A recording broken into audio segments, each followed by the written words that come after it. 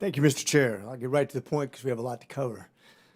Just last year, the Biden administration announced a mandate of having 50% of all new vehicle sales in the United States to be electric by 2030. According to the NFPA, approximately 130 million EVs are projected to be in operation worldwide by 2030, not very far in the future. There are an estimated 283 million registered vehicles here in the United States. Now, if we're about to have half of that, it would be well over 100 million vehicles in the United States with the same hazards that we've been talking about today. Although the number of battery fires we've had in the United States is small, it won't be. That's a fact.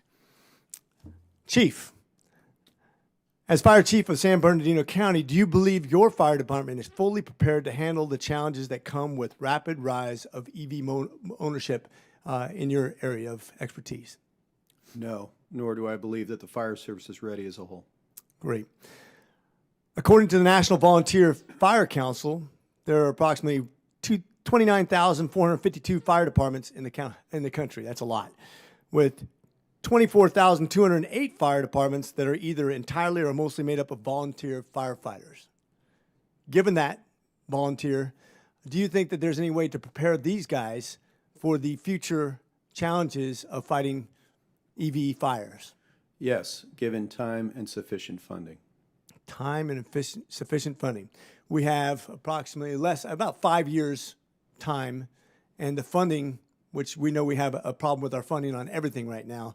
Do you think that's a realistic timeline to be ready for that sort of influx of EV fires? To add on to your statistics, there's 1.1 million firefighters. I gave you a price of $2,500 training per firefighter. I would estimate that that's about a 16-hour class. That's about a $3 billion problem just in training itself. I mentioned that we're going to get a heavy wrecker and a dip tank. Not every organization is going to be able to do that. That needs to be a regional asset. Those at about $2 million for that ensemble starts adding up. You mentioned there's close to 30,000 fire agencies, and you are correct. Each fire agency probably on average has 3 fire apparatus. And if you were to fully equip these fire apparatus, you're looking at, again, hundreds of millions of dollars, billions of dollars to do. And then you add to that the development, dissemination, and training of new assets, which is to add another chemical to the repertoire. But I'll leave it to the scientists on my next question. Doctor, do you believe that we have adequate technology and training today that is easily accessible for all fire departments to use in this regard?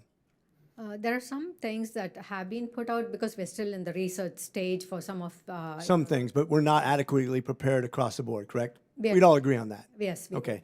Do you think it's legitimate that we could develop, disseminate, and afford these chemicals that we find? And by the way, I'm a Marine that we have just recently addressed in Camp Lejeune the chemicals that we use to fight other chemicals and fires that have leached into the water system that have caused cancer and other harm to people, that we haven't even studied those side effects. But yet in 5 years, we're supposed to have not only the means, but also the studies to support that we're not going to harm people more than the carbon emissions that we have right now. Do you think this is a realistic goal?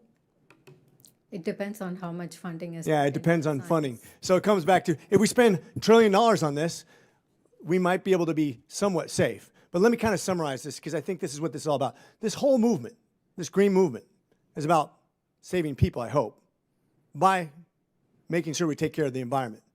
So I want to point out that in this whole ridiculous idea that we're going to spend $1 trillion to eliminate 0.00017% at most of the atmospheric content. In other words, that carbon emissions that we produce by 100% of our carbon imprint of vehicles. And I'm telling you, I can do the math for you later, but it's infinitesimal. It is negligible if we eliminate all the cars in the United States. That's how much impact we'll have on the overall content of the atmosphere.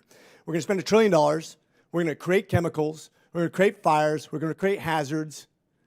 If you don't care about the $17,000 per average car vehicle that the poor person has to afford, if you don't care that there's going to be exposure to people who are trying to fight fires, and that this is going to leach into the system, the very environment you're trying to save, chemicals that leach into the environment, chemicals that get into people's bodies trying to fight these fires. If we're talking about the environment, I really don't think we're having an honest conversation. I think that's where we need to start this. And this idea that we're saving the atmosphere by creating chemicals and creating hazards to people that we're trying to save is ludicrous. And with that, I yield.